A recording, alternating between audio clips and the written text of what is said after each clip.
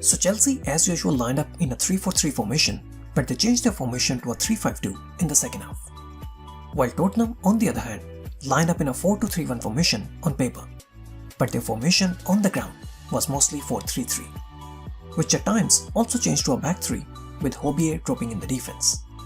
Tottenham actually started the game really well, and they made it quite difficult for Chelsea to control possession and effectively build their play from the back.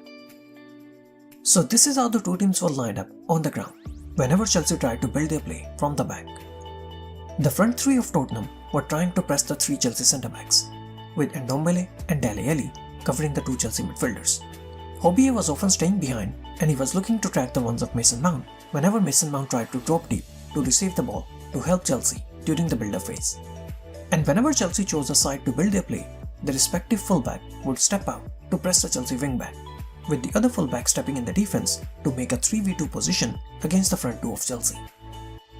Front three on the three Chelsea centre-backs, with Ndombele and Dele Alli covering Kovacic and Jorginho.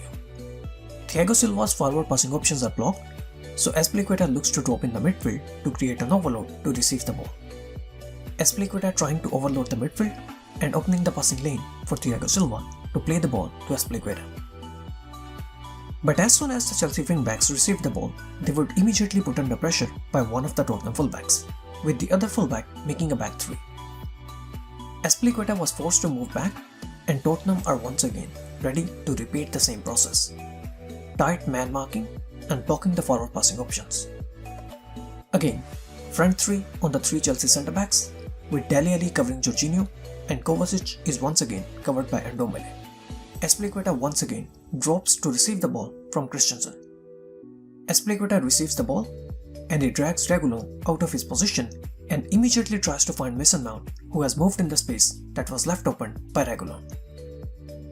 But as we saw in the animation earlier, Hobier was Tottenham's free man in the midfield, and his job was to track the deeper runs of Chelsea's front three whenever the Tottenham midfielders and wingbacks were caught out of their positions, and thus Mason Mount couldn't really exploit those spaces as Hobier was always there to track Mason Mount's runs.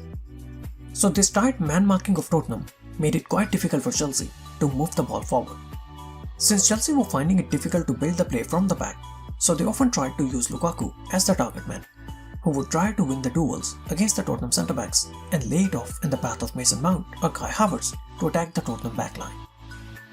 Lukaku gave Chelsea an outlet to move the ball forward, as he would try to hold off the centre-backs, with Mason Mount and Kai Havertz trying to make the runs behind Lukaku.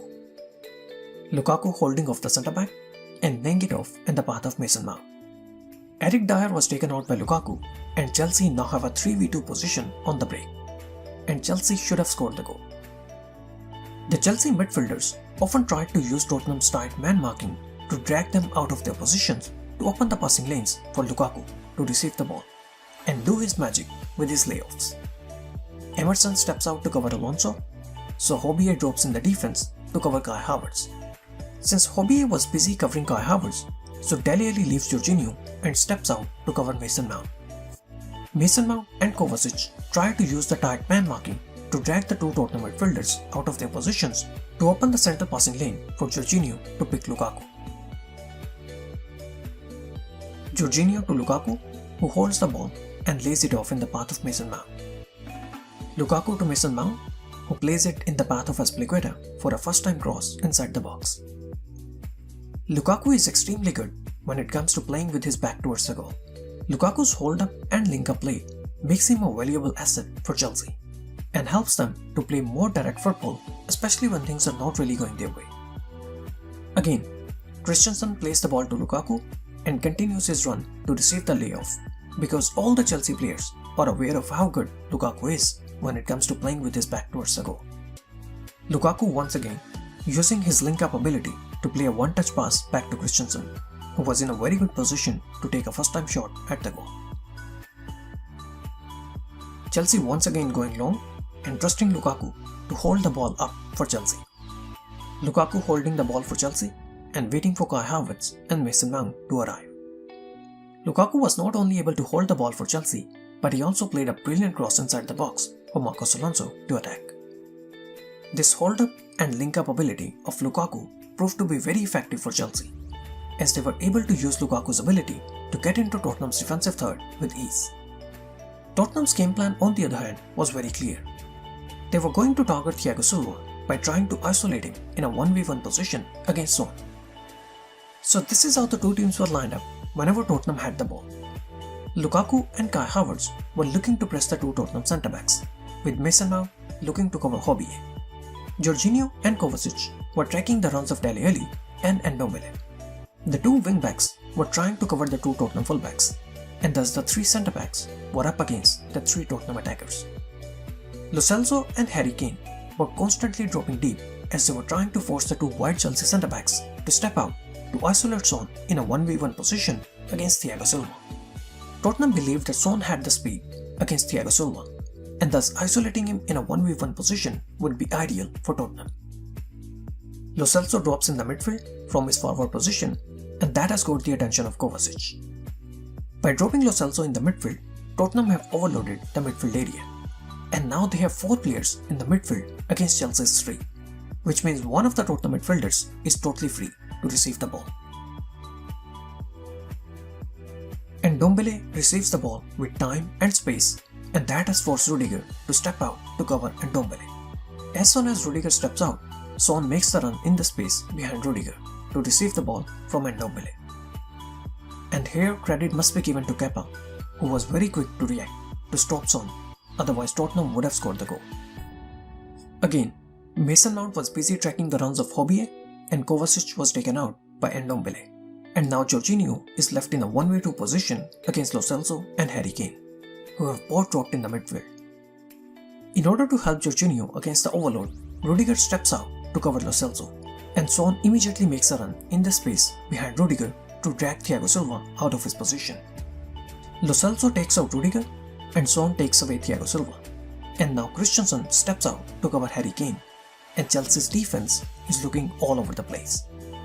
The central space was totally open, so Thiago Silva leaves Son and he tries to make a run to cover the central space, as Lo Celso was ready to attack that open space.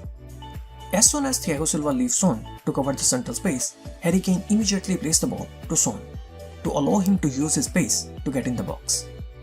Again, finding Son and looking to isolate Thiago Silva in a 1v1 position against Son. Son had the pace, but Thiago Silva had the experience, and he was showing that experience with his excellent awareness and positioning to stop Son time and time again. Tottenham were having some success in the midfield. They were able to create overloads, and that often forced one of the Chelsea centre-backs to step out, which left the gaps open in Chelsea's defense. And this is where Thomas Tuchel's excellent in-game management came into play. Tuchel clearly saw that things were not going Chelsea's way, and he made the change right away. In the first half, Chelsea's formation was mostly 3-4-1-2, with Mason Mount playing just ahead of Kovacic and Jorginho, and thus Mason Mount was often getting dragged out by Hobbie, and that gave Tottenham the chance to isolate Chelsea's double pivot by crowding the midfield area. By bringing on N'Golo Kante in the second half, Chelsea now had a flat midfield instead of the triangular midfield that they had in the first half. By keeping a flat midfield, now the Chelsea midfielders did not really care too much about Hobbie, and none of the midfielders really stepped out to press Hobbie, and this immediately made Chelsea's midfield a lot stronger, as now Tottenham could not crowd the midfield area like they did in the first half, which helped the Chelsea centre-backs to stay in their positions and not step out to help the midfielders like they were doing in the first half. One of the front two was now given the job of covering Hobbie, and that gave Chelsea an extra man in the midfield to stop the overloads. Tottenham definitely started the game very well, and they were also able to create a few issues for Chelsea by overloading the midfield and by implementing a man-oriented high press. But this is where managers come into play. Credit to Thomas Tuchel, who read the play and made the right adjustments to completely change the game in the second half. And Chelsea actually could have easily won this game by 5-0 or 6-0.